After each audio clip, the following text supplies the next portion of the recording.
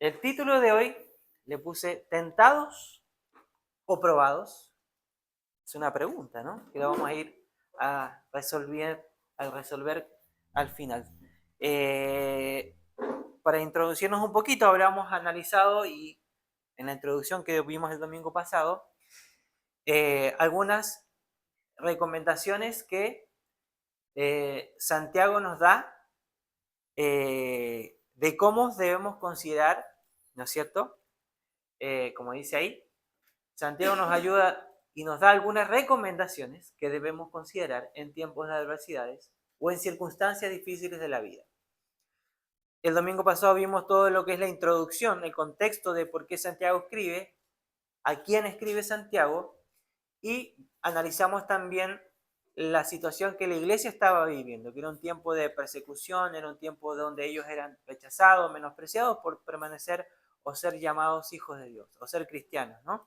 Y estaban padeciendo un montón de situaciones complejas los hijos de Dios. Bien, estas eran las tres recomendaciones que habíamos visto. La primera es: la verdadera fe soporta las tribulaciones.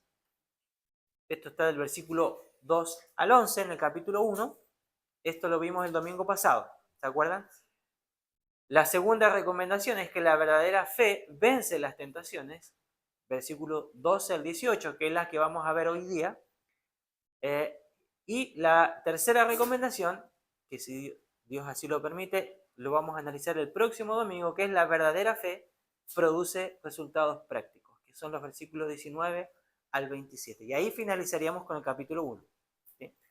Tenemos esto lo que vimos en el domingo pasado. La primera recomendación es: la verdadera fe soporta las tribulaciones. Y vimos que la fe es puesta a prueba, vimos que la verdadera sabiduría viene de Dios y vimos que el principio del contentamiento. Esto vimos el domingo pasado. Ahora nos toca ver hoy, esta semana, la segunda recomendación, que es: la verdadera fe vence las tentaciones. Versículos del 12 al 18 que lo vamos a leer, que ahí está. Lo voy a leer desde aquí. Y dice así la palabra del Señor: Bienaventurado el varón que soporta la tentación, porque cuando haya resistido la prueba, recibirá la corona de vida que Dios ha prometido a los que le aman. Cuando alguno es tentado, no diga que es tentado de parte de Dios, porque Dios no puede ser tentado por el mal, ni Él tienta a nadie, sino que cada uno es tentado cuando de su propia concupiscencia es atraído y seducido. Entonces la concupiscencia, después que ha concebido, da a luz el pecado, y el pecado, siendo consumado, da a luz la muerte. Amados hermanos míos, no erréis. Toda buena dádiva y todo don perfecto desciende de lo alto, del Padre de las luces, en el cual no hay mudanza ni sombra de variación. Él, de su voluntad, nos hizo nacer por la palabra de verdad, para que seamos primicias de sus criaturas. Esto es lo que vamos a analizar hoy día. Santiago viene hablando un poquito aquí de lo que vimos el domingo pasado, de las pruebas, de las tribulaciones, pero complementa un poquito más la idea de lo que él viene hablando. Lo primero que tengo que entender que Santiago dice, lo primero que dice en el versículo 12 es: bienaventurado el varón. Aquí no habla de hombre, sino que habla de el género general del hombre y mujer, que soporta, dice, la tentación. Esta palabra, aquí dice, en su primera mirada al tema de las pruebas, de los versículos 2 al 4 que vimos el domingo pasado, Santiago nos exhorta a considerarlas como un motivo de gozo en vez de una miseria o castigo, en base a sus efectos positivos, que era la madurez y las faltas. ¿Se acuerdan que Santiago dice, y habla de que debemos tener gozo en las tribulaciones? Pero no habla de un gozo ¿no es cierto?, de un gozo que podemos llegar a decir un gozo falso, sino habla de que el gozo se genera cuando yo entiendo que Dios está obrando en mi vida. Y esa tribulación, ¿qué produce? En el efecto del corazón. Dice, para que seáis, dice Santiago, perfectos y cabales, sin que os falte cosa alguna, dice, ¿no es cierto? Entonces, ¿qué produce las pruebas en el creyente? ¿Qué produce? Produce justamente la madurez en el cristiano y produce en el cristiano la integridad, porque dice para que seáis perfectos y cabales, porque la prueba va a evidenciar lo que está mal en nuestro corazón y va a evidenciar aquellas impurezas que Dios tiene que ir limpiando. Y después, para que seáis íntegros. La palabra integridad y cabal habla una persona que ya fue procesada, que lo que tiene es puro, es genuino, es verdadero, porque ya pasó por ese proceso de limpieza y purificación. ¿Sí? Entonces, para que seamos eso. Ahora, Santiago en el versículo 12 añade algo interesante. Dice, bienaventurado, esta palabra, ¿no es cierto? ¿Qué quiere decir la palabra bienaventurado? La palabra griega que traduce bienaventurado, o como benditos, la Reina Valera dice bienaventurado, significa bienestar espiritual y prosperidad. Es una palabra que se refiere al profundo gozo del alma. O sea, el cristiano puede sentirse bienaventurado al tener que sufrir múltiples, ¿no es cierto?, pruebas. ¿Por qué? Porque a través de ellas Dios moldea nuestro carácter. Porque a través de las tribulaciones Dios tiene un propósito en ellas. Entonces, el cristiano tiene que sentirse gozoso, bienaventurado. ¿Por qué? Porque, como hablábamos anteriormente, ¿no es cierto? Dios está trabajando. Dios está obrando a través de esa prueba. Dios está moldeando nuestra vida. Dios está ayudándonos a madurar en ese proceso de dificultad, de prueba. Y Dios está purificando nuestras vidas en todo ese proceso. Entonces Santiago dice, el que soporta la tentación es bienaventurado. ¿Por qué? Porque entiende lo que Dios está haciendo en esa vida. Que Dios tiene un propósito, Dios tiene un plan en nuestras vidas. Que nada sucede por casualidad. Entonces la pregunta sería, ¿quién es el hombre al que la Biblia llama bienaventurado? Se trata de la persona que encuentra su felicidad plena en Dios.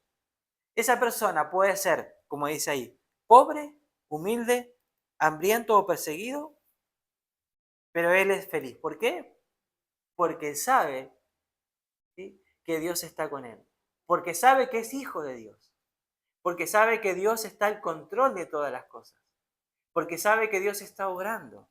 Porque sabe que Dios está trabajando en su vida para que pueda hacer madurar, para que pueda crecer, para purificar su vida. Entonces, la persona que es feliz encuentra esa satisfacción en medio de la dificultad que esté viviendo. Y no es que sea masoquista, pero encuentra la plenitud de gozo entendiendo que estoy viviendo esto, pero sé que Dios está trabajando en mi vida. Pero sé que Dios está obrando porque tiene un propósito conmigo.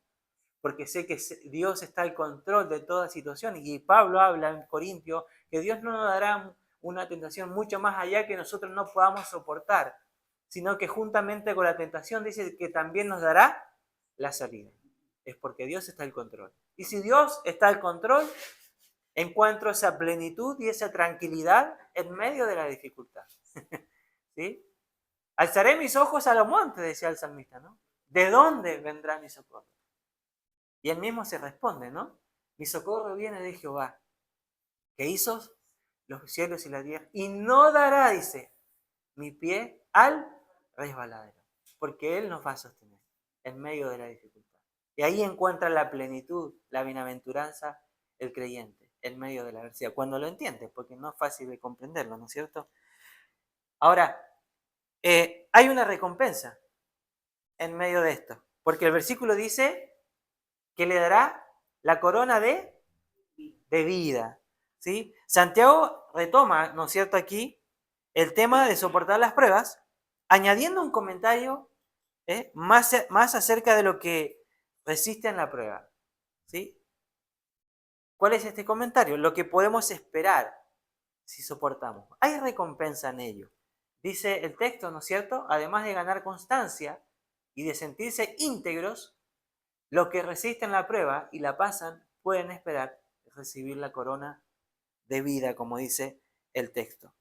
Esta frase, aquí hay muchos comentaristas, algunos hablaban de la corona, que esa corona de vida está asociada a la vida plena que uno puede experimentar al entender los propósitos de Dios. Uno encuentra una vida, la plenitud en Cristo a través de esto, pero otros hablan de, esta frase sugiere, como dice ahí, entonces, aquella plenitud de vida que Dios concede a aquellos que perduran bajo la prueba de la fe. Porque yo me siento pleno en Cristo independiente de mi situación. Tenga o no tenga, sea rico o sea pobre, yo puedo estar pleno en Él. Entendiendo de que Dios es un Dios quien nos sostiene, que nos fortalece y quien dentro de su soberanía, de su poder puede suplir nuestras necesidades, ¿no es cierto? Pero la plenitud en Cristo no depende de lo que tengamos, nosotros humanamente hablando. Nuestra plenitud en Cristo depende de nuestra confianza y de nuestra seguridad en Él, más allá de lo que podamos tener en lo material, ¿no es cierto? Y aquí denota la recompensa definitiva del creyente, que es la vida eterna, ¿no? La mayoría de los teólogos asocian a esto como una declaración a la vida eterna. Esta recompensa, porque pasaste por este proceso en la vida a través de situaciones complejas, pero vas a recibir esta corona. Permaneciste fiel, ¿sí? Permaneciste fiel y recibirás esta recompensa, que es esta corona de vida, que es la vida eterna que Cristo ofrece a todos aquellos, ¿no? Dice, la cual Dios le ha prometido y le dará plenitud al morir o en la vida de o al morir cuando tengamos que partir, ¿no? O si no partimos antes que el Señor venga, cuando el Señor venga, ¿no es cierto? ¿Sí? Así que esto es lo que está hablando. Santiago dice, el que soporta la tentación, la prueba, más que nada, porque vamos a ver la diferencia ahora, es bienaventurado y a la vez también recibe esta corona de vida, ¿sí? Lo que también tenemos que considerar con respecto a lo que nos toca hoy, que la verdadera fe vence la tentación, que es el segundo punto, es que Dios no tienta, no tiene nada que ver con la tentación. Dios no tiene nada que ver con la tentación. ¿Quién puede leer el versículo 13? ¿Ya? Cuando alguno es tentado, no diga que es tentado de parte de Dios, porque Dios no puede ser tentado por el mal, ni él tienta a nadie. Bien, hasta ahí. Por lo tanto, en estas dificultades que nosotros vivimos, estas pruebas que a veces nos tocan atravesar, Dios no tiene nada que ver con la tentación. Y aquí hago la diferencia con respecto a prueba y tentación. Aquí Santiago lo que hace, como quien dice, abre el paraguas para resguardarse ante alguna falsa enseñanza que muchos encuentran excusas fáciles con respecto a su pecado. ¿Por qué? Porque dice, fui tentado de parte de Dios, ¿sí? Y cedí a la tentación. Ahora, aquí Santiago le advierte y enseña, nos va a enseñar, y le enseñaba a los creyentes en ese tiempo, quiénes son los responsables de responder en medio de las pruebas. Lo primero que dice es que Santiago dejó muy claro que Dios no puede ser tentado, no hay nada en Dios que pueda apelar al mal. Porque Dios es un ser bueno, puro, íntegro. Hay bondad en Dios. En Dios no hay maldad. Todo lo que Dios hace siempre es bueno dentro de los planes que Dios tiene. Dios prueba, ¿sí? Pero Él no tienta. ¿Por qué? Porque Dios no puede ser tentado por el mal, porque no hay maldad en el Dios. No hay maldad en Él. Ahora, culpar a Dios por las tentaciones morales que enfrentamos no es nada nuevo. Ya lo hemos visto en Adán, ¿no es cierto? En el jardín del Edén, en Génesis 3:12. ¿Qué le dijo a Adán cuando el Señor lo confronta? La mujer que me diste. Y cuando fue la mujer que le dijo, la serpiente me engañó. O sea, evadió su responsabilidad. Echó la culpa a su contexto, a su entorno. A veces nosotros cedemos ante las tentaciones y le echamos la culpa al entorno, al contexto. Le echamos la culpa a las... Y era lo que me tocó, no me tenía otra, no había forma. ¿Sí? Era mi situación, mi contexto, me obligó, ¿no es cierto? Cuando nosotros, como dice ahí, nos encontramos en una prueba difícil, ¿cómo respondemos? ¿La aceptamos como parte del plan de Dios para nuestro bien o empezamos a enojarnos con Dios y quejarnos? Entonces, lo que Santiago dice, bueno, si alguno cae, se equivoca, no le echemos la culpa a Dios, porque lo primero que el hombre o el ser humano tiende a hacer es echarle la culpa a Dios de lo que él está viviendo. Y a veces no nos damos cuenta de que estamos sufriendo las malas decisiones que nosotros mismos tomamos. Entonces, y ahí automáticamente echamos la culpa. Si Dios existiera, no pasaría esto. Si Dios existiera, no permitiría esto. Y aquí Dios a veces dice del cielo, dice, pero yo no tengo nada que ver. Entonces, Dios no tiene nada que ver con la tentación de nosotros. Dice, si reaccionamos en una forma negativa, no podemos echarle la culpa a Dios. ¿Por qué? Porque Él, en su gran amor para con nosotros, permite la prueba para perfeccionarnos, para que seamos completos, cabales, como dice en Santiago, ¿no es cierto? Pero si respondemos mal, ¿de quién es la culpa? Santiago está diciendo, ¿de quién es la culpa, no?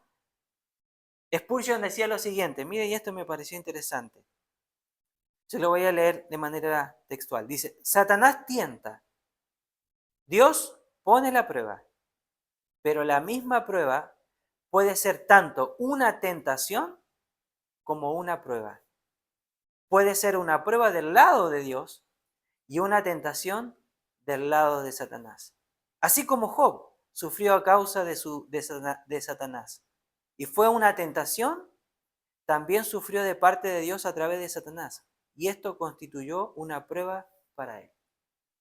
Entonces, como dice aquí, a veces la prueba que Dios genera, depende como yo la asimile y la vea, puede pasar a ser una tentación cuando yo cedo a ella.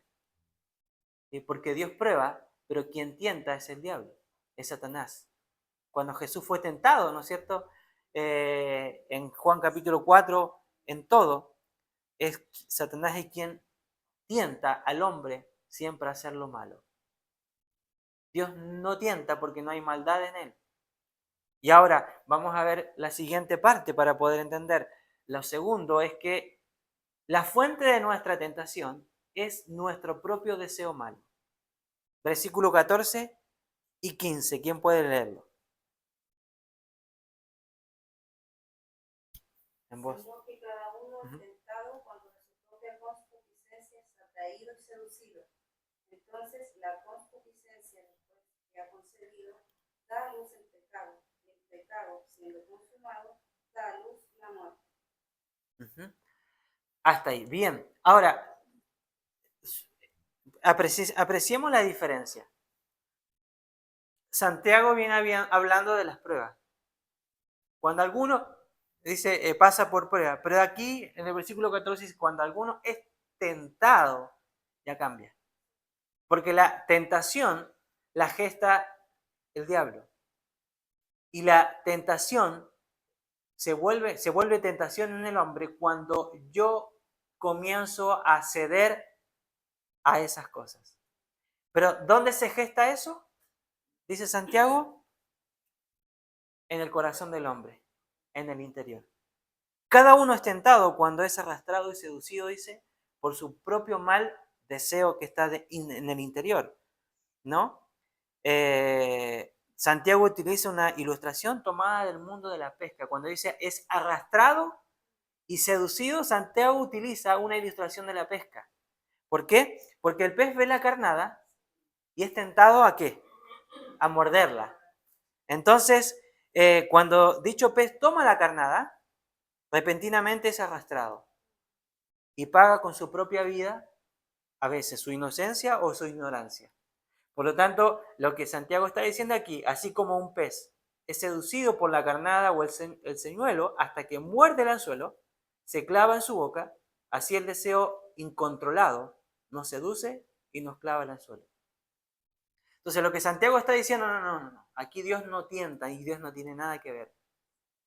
Cuando uno es tentado por sus propios deseos que están internos. Ahora, nuestra tendencia natural siempre va a buscar lo malo. ¿sí? Tenemos esta tendencia que arrastramos lamentablemente esta naturaleza caída de Adán y Eva. ¿Sí? Hablábamos con mis hijos el otro día con respecto a esto y le decíamos, si usted le dice a un niño de 2 años, no meta los dedos en el enchufe, ¿qué va a hacer el niño? Va a ir a meter el dedo en el enchufe, porque nuestra naturaleza humana tiende siempre a darle rienda suelta a los placeres y deseos que están dentro de nuestro corazón.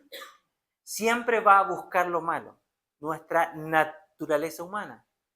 De hecho, Pablo tuvo esta lucha interna y él habla en Romanos capítulo 7, habla de esto. Y él dice, lo que no quiero hacer, eso hago. Y lo que quiero hacer, no lo hago. Porque hay esta ley en mí, dice. Dice, y esta lucha va a ser constante, es diaria, es todos los días, desde que me levanto hasta que me acuesto. Luchamos con esa tendencia a lo malo. Está en nosotros. Por eso Pablo dice, y hay esta ley en mí, este cuerpo está, decía Pablo, y quiero terminar con esto. O sea, cuando somos tentados, lo primero que siempre va a hacer el enemigo, nos va a tentar en los deseos más fuertes. No todos tenemos las mismas tentaciones o somos débiles ante las mismas tentaciones. Pues somos diferentes, ¿sí? Y los placeres son distintos. Entonces aquí lo que Santiago está diciendo, no. Uno cede porque le da rienda suelta a esos malos deseos que están dentro de uno, ¿sí? Y el enemigo siempre va a buscar, de alguna u otra forma, seducirnos de la mejor manera. Nunca nos va a seducir algo que no nos llame la atención. Ahora, la causa reside en nosotros mismos. Nuestros deseos nos llevan a la tentación y si no estamos controlados por el Espíritu de Dios, nos lleva al pecado. Pero Pablo lo soluciona esto. Y Pablo habla, en el capítulo 8 de Romanos, habla de cómo se puede vencer esto. ¿Cómo? A través de la ayuda y la guía del Espíritu Santo. De hecho, Pablo en Romanos 8, lo voy a leer un ratito más, habla un poquito de esto. O sea, el proceso que Santiago describe en los versículos estos 14 y 15 que acabamos de leer, tienen enormes implicancias para la forma en que nosotros a veces entendemos o conceptualizamos el pecado. ¿Por qué? Porque aquí Santiago, lo interesante que nosotros tendremos a decir a veces, ¿no es cierto? Cayó en pecado. Ahí cuando alguien comete o cede la tentación decimos, pucha, cayó en pecado.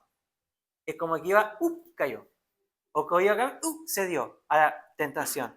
Pero Santiago no está diciendo eso, sino que Santiago está dando a entender que esto es un proceso. Es un suceso que se va gestando poco a poco. No es algo que pasa así, se equivocó y pecó. O como que cayó en pecado así de golpe. No me di cuenta y cedí.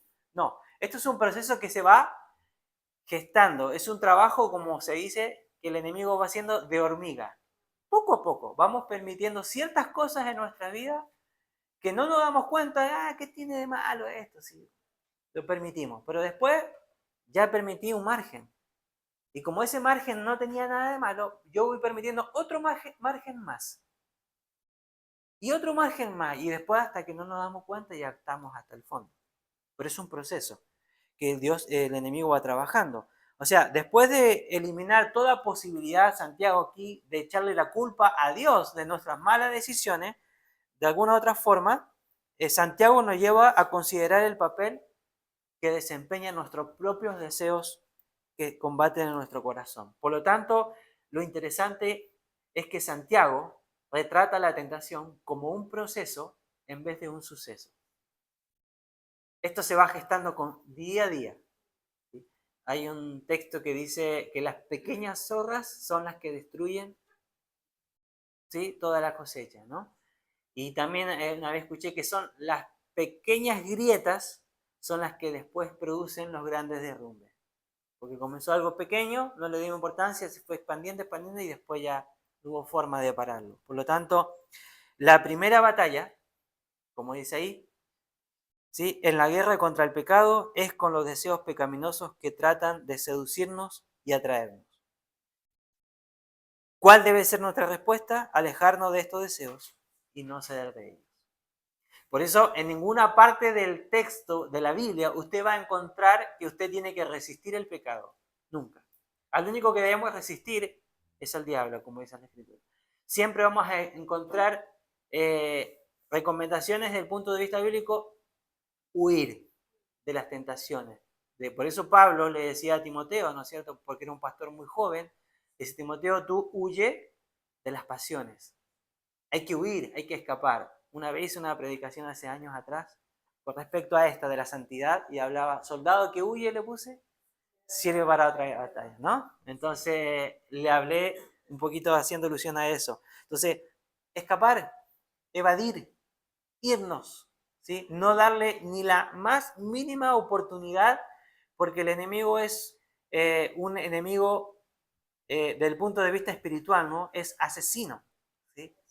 ¿Por qué? Porque ¿a qué nos lleva el pecado? Como dice el texto, que lo vamos a analizar, a la muerte. Pero no a la muerte física, sino que a la muerte espiritual. En sí mismo los deseos no son malos, no son pecaminosos, ¿sí? Esto es importante marcar esta diferencia. En cambio, nuestra decisión de pensar en ellos y alimentarlos es lo que causa después el problema. Alguien dijo una vez: no podemos evitar que las aves vuelen sobre nuestras cabezas, pero sí podemos evitar que hagan nido en ellas. Ahí está el problema, ¿sí? El problema no es que tenga esos pensamientos o esos deseos. El problema es que si yo los alimento y después los llevo a cabo. Y de alguna otra forma, como dice aquí, entonces me gusta esta es la versión NTV. Pablo venía hablando un poquito de esto también en el versículo capítulo 6 de Romanos, y él dice lo siguiente, le dice a los romanos, que también tenían un contexto bastante complejo en cuanto a vida como cristiana. Entonces él les dice, en la versión NTV dice: no permitan que el pecado controle la manera en que viven. No caigan ante los deseos pecaminosos. No dejen que ninguna parte de su cuerpo se convierta en un instrumento del mal para servir al pecado. En cambio, entréguense completamente a Dios, porque antes estaban muertos, pero ahora tienen una vida nueva. Así que usen todo su cuerpo como un instrumento para hacer lo que es correcto para la gloria de Dios. El pecado ya no es más su amo, porque ustedes ya no viven bajo las exigencias de la ley. En cambio, viven en la libertad de la gracia de Dios. ¿Sí? Y aquí Pablo también en Romanos 8, como decía anteriormente, habla un poquito y nos orienta cuál es la función que ejerce el Espíritu Santo en nuestras vidas con respecto a la tentación. Dice, y él comienza este texto muy conocido. La Reina Valera dice: ninguna condenación hay, porque él viene hablando del pecado en el capítulo 7. Y en el capítulo 8 de Romanos, lo voy a leer en la NTV también, dice: por lo tanto, ya no hay condenación para los que pertenecen a Cristo Jesús, porque ustedes pertenecen a Él. Y el poder del Espíritu que da vida los ha libertado del poder del pecado, que lleva a la muerte. La ley de Moisés no podía salvarnos, porque nuestra naturaleza pecaminosa es débil. Así que Dios hizo lo que la ley no podía hacer. Él envió a su propio Hijo en un cuerpo como el que nosotros los pecadores tenemos. Y en ese cuerpo, mediante la entrega de su Hijo como sacrificio por nuestros pecados, Dios declaró el fin del dominio que el pecado tenía sobre nosotros. Lo hizo para que se cumpliera totalmente las exigencias justas de la ley a favor de nosotros, que ya no seguimos a nuestra naturaleza pecaminosa, sino que seguimos al Espíritu. Dice, los que están dominados por la naturaleza pecaminosa piensan en cosas pecaminosas, pero los que son controlados por el Espíritu Santo piensan en las cosas que agradan al Espíritu. Por lo tanto, permitir que la naturaleza pecaminosa los controle, les controle la mente, lleva a la muerte. Pero permitir que el Espíritu les controle la mente lleva a la vida y a la paz. Pues la naturaleza pecaminosa es enemiga de Dios siempre. Nunca obedeció las leyes de Dios y jamás lo hará. Por eso, los que todavía viven bajo el dominio de la naturaleza pecaminosa nunca pueden agradar a Dios. Pero ustedes, los creyentes, no están dominados por su naturaleza pecaminosa. Son controlados por el Espíritu si el Espíritu de Dios vive en ustedes. Y recuerden que los que no tienen al Espíritu de Cristo en ellos, de ninguna manera pertenecen a Él. Dice, y Cristo vive en ustedes. Entonces, aunque el cuerpo morirá por causa del pecado, el Espíritu les da vida, porque ustedes ya fueron hechos justos a los ojos de Dios. Versículo 11, con esto termino, dice, el Espíritu de Dios, quien levantó a Jesús de los muertos, vive en ustedes. Y así como Dios levantó a Cristo Jesús de los muertos, Él dará vida a sus cuerpos mortales mediante el mismo Espíritu que vive en ustedes. Por lo tanto, dice Pablo, bueno, si estás en Cristo, es porque el Espíritu de Cristo vive en ti. Y es el Espíritu quien debe controlar tu vida. Por eso nosotros cuando hacemos algo nos sentimos mal. No es remordimiento para nosotros. Para la gente que no conoce al Señor es un remordimiento. Pero a los hijos de Dios, cuando hacemos algo malo y nos sentimos mal, es el Espíritu Santo quien está obrando en ese corazón, ¿sí? Y tenemos que ser sensibles a esa voz, permitir que Él trabaje. Ahora, en el versículo 15 que leíamos, Santiago declara que esto significa dar a luz que, si cedemos a la tentación, dice, al pecado. Un robusto, dice, pecado bebé, ¿sí? Cuando cedemos, ¿qué produce el pecado? La muerte. Por lo tanto, en el lugar solo de enfrentar un deseo, ahora tenemos que batallar con ese resultado, que es la muerte, que es el pecado, ¿no es cierto? Porque dice, el pecado siendo consumado, da a luz la muerte. La muerte espiritual, porque automáticamente nos separamos de Dios, porque Dios es un Dios santo, ¿sí? Y empezamos, no es que muere, comenzamos poco a poco a morir espiritualmente, y nos vamos alejando cada vez más del Señor, porque le vamos dando lugar a nuestros propios deseos. Enfrentamos una segunda batalla, una decisión muy seria. Nos preocupamos por Él y lo alimentamos, proporcionándole todo lo que necesita para seguir creciendo y seguir madurando. Ahora, si hacemos esto, ¿el resultado cuál es? La muerte, ¿sí? La separación de Dios automáticamente. Por lo tanto, tenemos que considerar, las tentaciones no provienen de Dios. Así que debemos abandonar esa creencia de que Dios no tienta. Dios no tienta a nadie. Dios prueba, que es diferente. Pero a veces las mismas pruebas, cuando le damos lugar a nuestros propios deseos, se transforma en nuestra tentación, que es donde el diablo trabaja y obra ahí. Ahora, si cedemos a nuestros deseos y pecamos como resultado de ello, entonces, ¿qué hacemos? ¿Qué debemos hacer? Arrepentirnos. Apartarnos de lo que hemos hecho en vez de continuar por ese camino. Primera de Juan dice, si confesamos nuestros pecados, Él es fiel y justo para perdonar nuestros pecados. Y no tan solo nos perdona, sino que dice, nos limpia de toda maldad. Hay un proverbio que dice que el que encubre sus pecados no prosperará, mas el que los confiesa y se aparta alcanzará misericordia, dice, ¿no es cierto? Ahora, el darme cuenta de que yo, no Dios, soy el culpable de ceder a las tentaciones moral, elimina cualquier posibilidad de afirmarme de que soy víctima de la circunstancia o de la situación o de algo que quizás no esté a mi control. Porque quien cede a la tentación es por voluntad propia, porque cedió, porque fue débil a eso. Recuerda que Adán intentó culpar de su decisión pecaminosa a la mujer que Dios le había dado. ¿Sí? Ahora, ¿cuál es el meollo de la batalla del asunto aquí contra la tentación? Es aceptar que todo se origina en nuestros propios deseos, que están en nuestro ser y en nuestro interior. Ahora, lo que tengo que entender, lo siguiente, es que todo lo que Dios manda es para nuestro bien. Versículo 16 al 18. ¿Quién lo puede leer?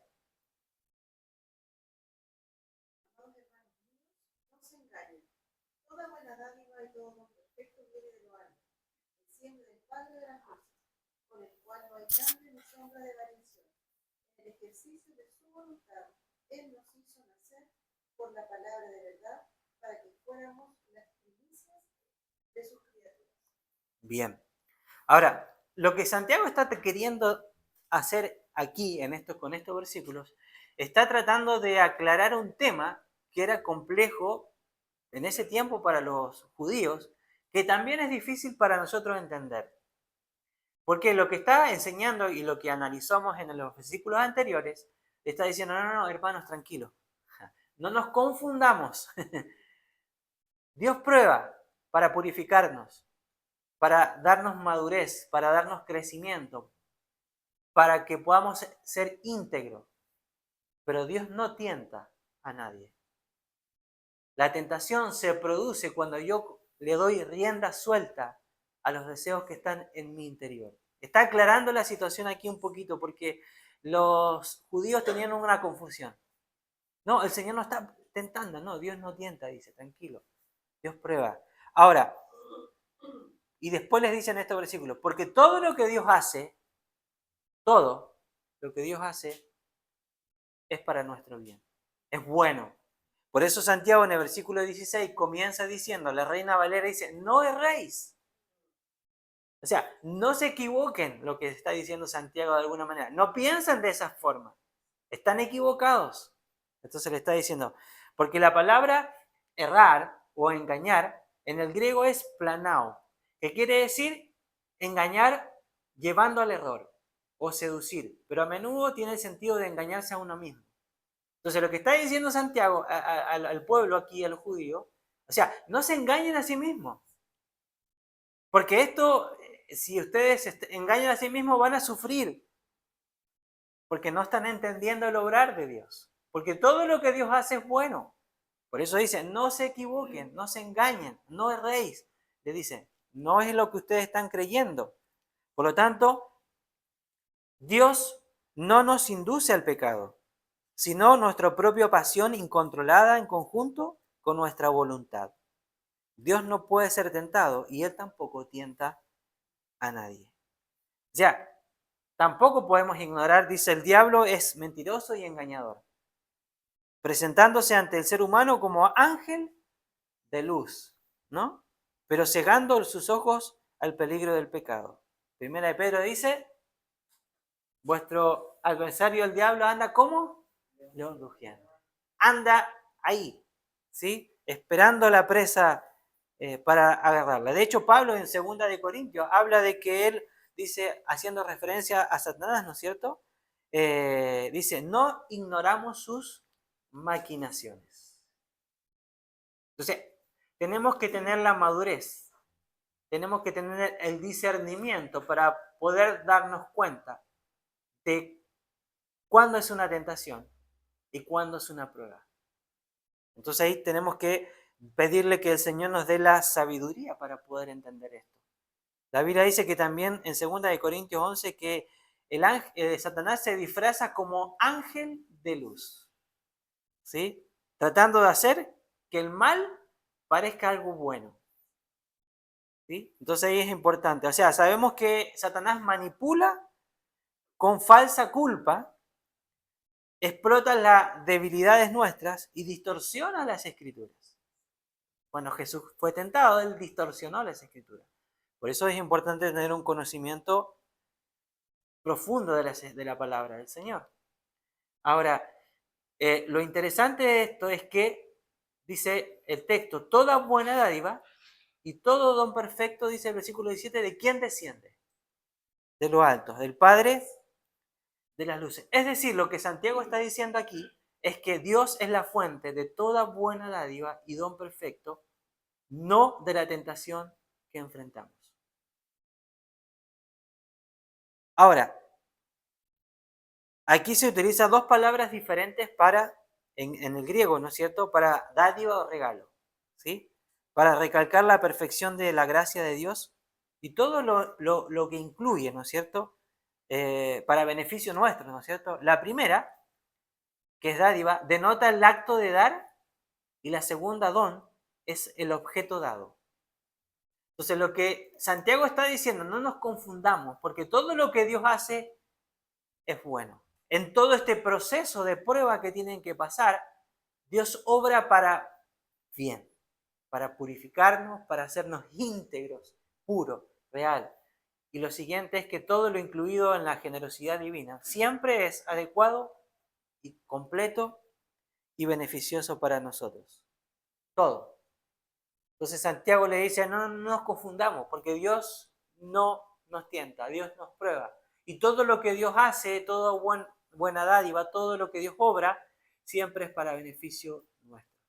Siempre es para bien, porque Dios tiene un plan y Dios tiene un propósito para con sus hijos. Ahora, y habla del Padre de las luces, dice.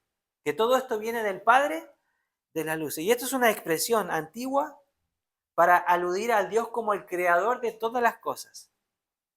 Donde Génesis habla en esto, en el capítulo 1, ¿no es cierto? Donde Dios fue el creador de las grandes lumbreras, ¿no es cierto? Haciendo referencia al sol y la luna y las estrellas, que Él fue el creador de todas las cosas. Este Dios que creó todas las cosas. Por lo tanto, Santiago nos dice que toda buena dádiva y todo don perfecto se origina ¿en quién? En este Dios, en este Padre que creó las lumbreras más grandes del mundo. En este Creador. Todo se genera en Él, está diciendo Santiago. Y lo interesante es que el texto sigue diciendo en el cual no hay mudanza ni sombra de variación. Es decir, que Dios nunca ha cambiado. Dios no, siempre ha sido el mismo. Y Dios siempre obra de la misma manera. Por lo tanto, lo que tengo que entender es que en Él no hay mudanza ni sombra de variación. Tengo que entender esto. En Dios no hay cambio. Dios siempre busca el bien de aquellos que le aman. Dios siempre ha sido el mismo. Lo que Santiago está diciendo, no se equivoquen, porque Dios no es como nosotros, que cambia de parecer.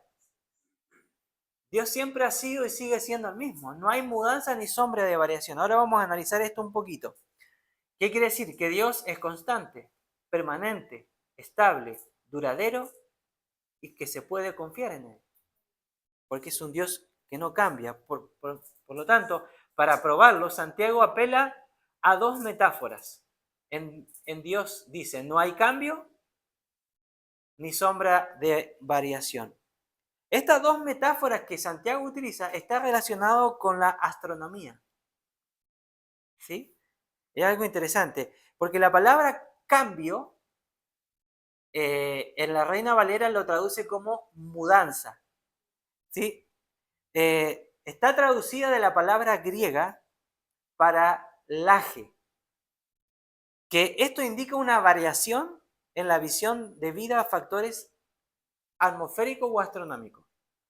Entonces, lo que está diciendo es que esta palabra paralaje habla de una variación, ¿sí?, en cuanto a la visión de algo debido a factores atmosféricos o astronómicos. Y esta palabra, para que se pueda entender, es también traducida desde el punto de vista técnico como en el ámbito astronómico como paralaje en el español. ¿Qué quiere decir paralaje?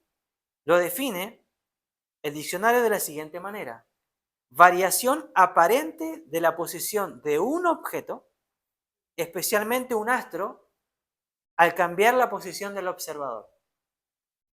No sé si logran asimilar un poquito. El paralaje para la astronomía es la apreciación que la persona tiene dependiendo del lugar donde esté para ver ese objeto. Es decir, que si yo estoy de un lado, puedo observar el objeto de una forma. Pero si yo voy del otro lado, voy a observar el objeto de otra forma. Va a variar mi visión, va a cambiar. Entonces, lo que Santiago le está diciendo aquí, no es que Santiago haya tenido la idea de la astronomía, pero la referencia o la expresión se asimila mucho a esta palabra que Santiago utiliza en el original. Lo que está diciendo Santiago, para la astronomía, el Sol tiene siempre el mismo tamaño, o la Luna o la estrella. ¿Pero qué varía? Varía la visión de acuerdo al observador y la posición del observador. Pero la Luna sigue siendo la misma, no cambia. sigue siendo del mismo tamaño. Entonces, lo que Santiago está queriendo a dar a entender con respecto a esta palabra es que en Dios no hay paralaje. Es decir, no hay cambio. Dios sigue siendo Dios. Ahora, Dios ve las cosas como son. Nosotros las vemos distorsionadas, aumentadas, fragmentadas, disminuidas, cambiadas o transformadas. O la vemos alterada por nuestra propia visión humana, que son siempre pequeñas, ¿sí? Son parciales, son fragmentadas y son limitadas. Es decir, no solo que en Dios no hay cambio, ni siquiera hay en Dios sombra de variación. Lo que Santiago está diciendo aquí, muchachos, Dios no cambia. Lo que a veces nosotros tenemos una mala percepción de Dios es porque nosotros lo vemos de esa manera. Pero en Él no hay cambio. El Dios sigue siendo el mismo. Entonces lo que está diciendo aquí, está tratando de hacerle entender un poquito a Santiago, a los judíos, diciendo, Dios siempre ha obrado de esta manera. Él no ha cambiado. Dios siempre ha probado a su pueblo. Si nosotros vemos hacia atrás en el Antiguo Testamento cómo Dios obraba y probaba a su pueblo, Dios no ha cambiado. Nosotros cambiamos nuestras perspectivas y tenemos una visión de cómo es Dios desde el punto de vista mío y en la posición que yo lo vaya a ver y la situación que yo esté atravesando. Por lo tanto, el hombre se hace una visión de Dios y no logra entender realmente cómo es Dios en verdad.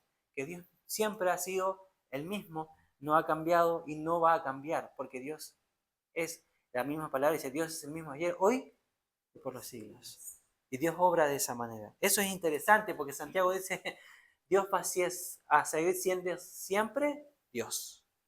Él no va a cambiar. El creador de todas las cosas. El que obra siempre para bien. El que produce y genera las situaciones para el obrar bueno para nosotros. Porque todo lo que Dios hace y toda buena dádiva, ¿de quién viene? Dice Santiago, de este Dios que no cambia. Dice, y además dice que no cambia, pero también dice que no hay sombra de variación. Y antes de eso, dice lo siguiente, esta palabra sombra de variación también está relacionado con la parte astronómica. Porque, por ejemplo, es una metáfora que habla de las sombras que proyectan otros seres, o podríamos decir, ¿no es cierto?, otros astros. Por ejemplo, lo que nosotros vemos como eclipse es una sombra que otro astro proyecta sobre algo. Entonces, por eso se tapa, porque le está llegando la sombra. Y no se puede ver ese porque está tapado por la sombra de otro astro, porque se mueve, ¿no es cierto? O sea, por lo tanto, es un oscurecimiento del astro en sí, sino que la sombra no es el oscurecimiento del que el astro, podemos suponer, la luna se oscurece, no. Es que otro astro se mueve y la sombra de ese astro hace que la luna se oscurezca. Eso es lo que llamamos como eclipse, ¿no? Por lo tanto, lo que aquí dice Dios, dice Santiago, en Dios no hay eclipses. Dios es un sol que siempre brilla al máximo de su potencia y de su luz. En Él no hay sombra, siempre hay luz. No hay nada que lo pueda, ¿sí?, opacar, porque Él obra siempre de la misma manera. Nuestras visiones de Dios pueden ser parciales o fragmentarias, pero Dios está más allá de todas ellas. Dios es bueno y perfecto, dador de toda buena dádiva y de todo don perfecto. Por lo tanto, en Él no hay mudanza ni sombra de variación, porque Él siempre sigue siendo Dios y nadie puede opacar el plan de Dios para nuestras vidas. No hay nada que lo pueda hacer. Y dice que Él de su buena voluntad nos hizo ser, el versículo 18, como dice ahí, ¿quién lo puede leer en voz alta? Y ya vamos terminando. Él de su voluntad nos hizo nacer por la palabra de verdad, para que seamos primicias de sus criaturas. Dice, Él de su voluntad nos hizo nacer. El versículo 18 afirma que Dios decidió hacernos por medio de la palabra de verdad. Es decir, Dios es nuestro creador, pero también nuestro redentor.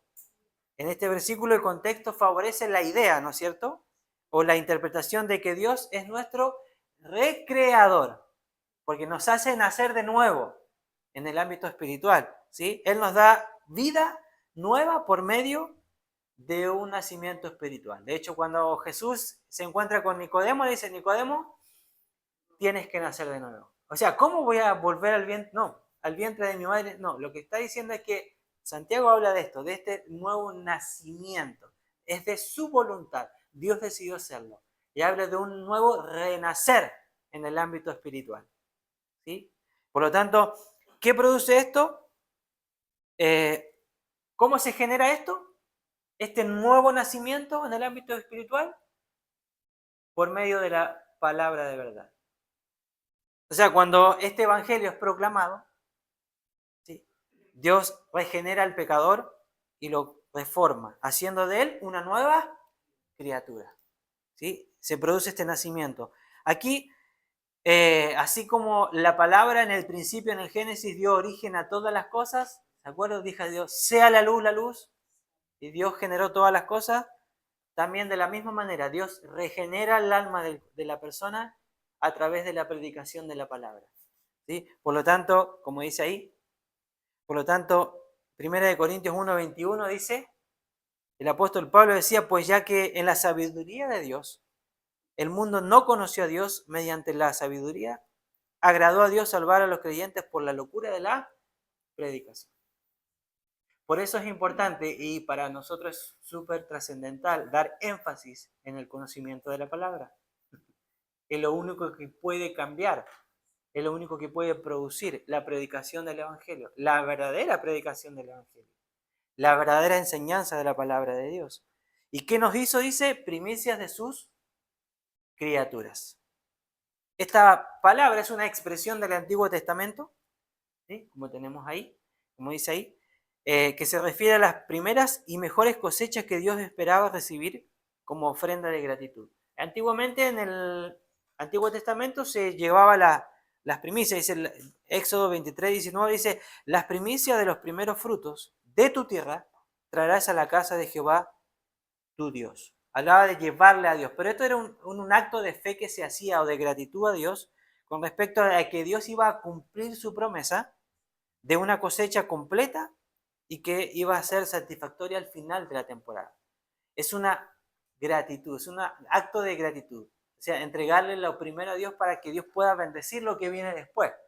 Es una mención que utiliza Santiago del Antiguo Testamento. Recordemos que Santiago le habla a judíos.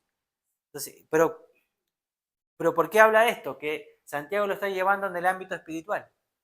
Que de la misma manera, los cristianos son la primera evidencia de la creación nueva de Dios que ha de venir al final de los tiempos. Segunda de Pedro dice: pero nosotros esperamos, según sus promesas, cielos nuevos y tierra nueva. Nosotros somos las primicias de parte de Dios de lo que después vamos a tener, de la cosecha final que Dios va a hacer después, y cuando todos tengamos que estar en su presencia. Somos primicia.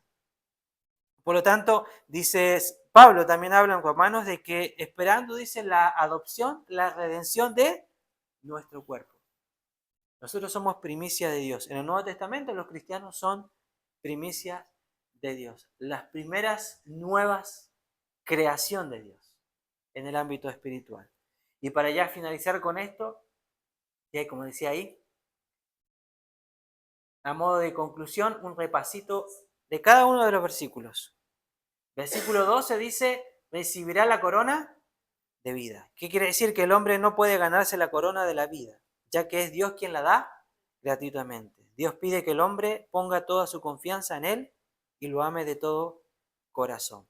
Versículo 13 que vimos dice: porque Dios no puede ser tentado por el mal, ni Él tienta a nadie. Dios prueba al creyente para fortalecer su fe. En su providencia, Dios permite que Satanás a veces pueda tentar al hombre. ¿Sí? Versículo 14, cuando de su propia concupiscencia, dice, es atraído y seducido. O sea, debemos resistir al diablo manteniendo los ojos de nuestra fe fijos en Jesús. el autor y consumador de nuestra fe. Versículo 15 que vimos, dice, y el pecado siendo consumado da luz, la muerte. El pecado es causa de sufrimiento, dolor, lleva a la destrucción y a la muerte. Versículo 16, amados hermanos míos, dice, no erréis. No debemos cometer el error de culpar a Dios de nuestras malas decisiones. Versículo 17, toda buena dádiva y todo don perfecto desciende de lo alto del Padre de las luces. Es decir, Dios no ha cambiado, Él es fiel, Él nunca falla, no deja de darnos todo lo que necesitamos para hacer el bien. El problema a veces somos nosotros. Y versículo 18, Él de su voluntad, dice, nos hizo nacer por la palabra de verdad. Las Escrituras o la palabra de Dios, Él regenera a los pecadores por medio del poder de esa palabra. Bien, esto es lo que vimos más o menos en todo esto. Lo importante es que Dios siempre demuestra esto dando buenas dádivas y perfectas. Cuando Jesús está ahí hablando en el Sermón del Monte, ¿no? Habla y le dice que Dios cuida de todas las cosas, ¿no? Y habla de los lirios del campo, ¿no? Y de la hierba, y cuando Jesús habla del esplendor de los lirios del campo, le dice, y si la hierba del campo que hoy es y mañana se echa en el horno, Dios la vista así, ¿no hará mucho más a vosotros, hombre de poca fe? Es decir, ¿qué nos da a entender? Que en todo proceso de prueba, de dificultades, Dios está con nosotros obrando. Y no debemos equivocarnos porque es Dios el soberano y Dios siempre, todo lo que Él hace, lo hace para bien. ¿Sí? Como dice Romanos 8, ¿no? A los que aman a Dios, todas las cosas te ayudan para bien. Esto es, a los que conforme a su propósito son llamados. Entonces ahí tenemos que confiar que cuando Dios obra, siempre obra para bien y que Dios nos prueba, pero no nos tienta. ¿Sí? Y necesitamos de Él y de su Espíritu Santo. Amén. Por eso la pregunta final es, ¿tentados o probados? Lo decidimos nosotros. Si quiero ser probado o tentado. Yo creo que todos queremos ser probados y no tentados. ¿Sí? No darle lugar a la tentación. ¿Bien? Gracias por escuchar este audio. Esperamos que haya sido de bendición para su vida. Para más videos y prédicas ingrese a nuestro canal de YouTube.